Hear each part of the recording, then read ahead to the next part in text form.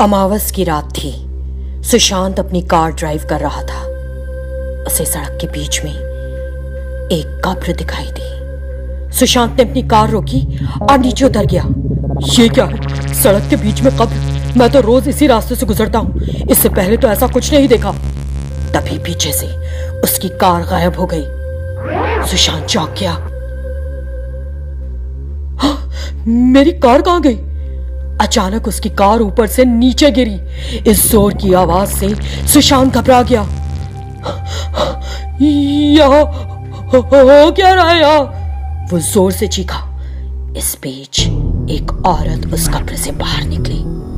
तुम कितनी ही जोर से चीखो, तुम्हें बचाने के लिए यहाँ कोई नहीं आएगा। अमावस की रात मेरी चलती है, सिर्फ और सिर्फ मेरी। मेरे शिकार बनने के लिए तैयार हो जाओ। तुम हो कौन? पता नहीं कहां से आ गई। चुपचाप यहाँ से चली जाओ, नहीं तो कार के नीचे कुचलने में 1 मिनट नहीं लगेगा। I say get lost।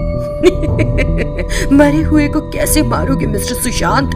वो एक प्रेतात्मा में बदल गई और सुशांत को अपने नाखूनों से खरोंचा और कब्र में फेंक दिया। जब प्रेतात्मा उस कब्र को ढांकने लगी तो सुशांत चीख पड़ा। नहीं, मुझे मत मारो। मैंने क्या बुरा किया है तुम्हारा? तुम मुझे क्यों मारना चाहती हो? मैं तो ये भी नहीं जानता कि तुम हो कौन। मेरी पत्नी घर पर मेरा इंतजार कर रही है, मेरे सिवा उसका कोई नहीं है। प्लीज मुझे मत मारो। कोई बात नहीं, मैं तुम्हारी प्यारी पत्नी को भी तुम्हारे पास ही भेज दूंगी। जब सुशांत ने उस कब्र से भागने की कोशिश की तो प्रेतात्मा ने उसे धर दबोचा। कहाँ जाओगे तुम? अमावस की रात है, इस दिन मैं किसी को नहीं छोड़ती। तुम आज नहीं बच पाओगे मुझसे। ये कहते हुए प्रेतात्मा ने एक चाकू निकाला। नहीं नहीं, मुझे मत मारो please, I beg of you. इस तरह वो जोर से चीखा। हे भगवान, ये सब मैं सिर्फ सोच रहा था। इस किताब में इस कहानी को पढ़ते हुए मुझे लगा कि ये सच में मेरे साथ हो रहा है। मेरा दिल एक पल के लिए धड़कना बंद हो गया था। ऐसी कहानियों को पढ़ते हुए ये सब काल्पनिक है, एंजॉय करके भूल जाना चाहिए, नहीं तो बहुत डिस्टर्ब करती है। ये सोचते हुए उसने वो किताब पढ़नी बंद कर दी और रेस्ट करने लगा। तभी वो किताब एक प्रेतात्मा में बदल गई।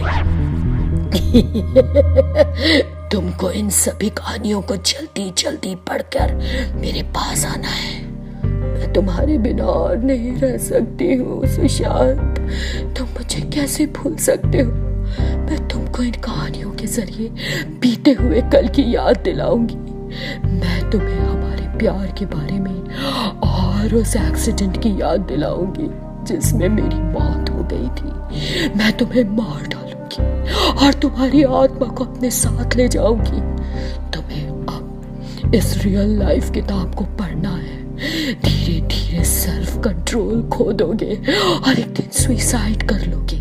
मुझे उस दिन का बेसब्री से इंतजार है। अब हम जानते हैं कि प्रेतात्मा कौन है। प्रियंका और सुशांत प्रेमी थे। एक दिन जब दोनों कार में जा रहे थे, एक एक्सीडेंट में प्रियंका की मौके पर ही मौत हो गई। प्रियंका प्रेतात्मा बन गई और अब वो सुशांत को मारकर उसकी आत्मा का साथ चाहती है।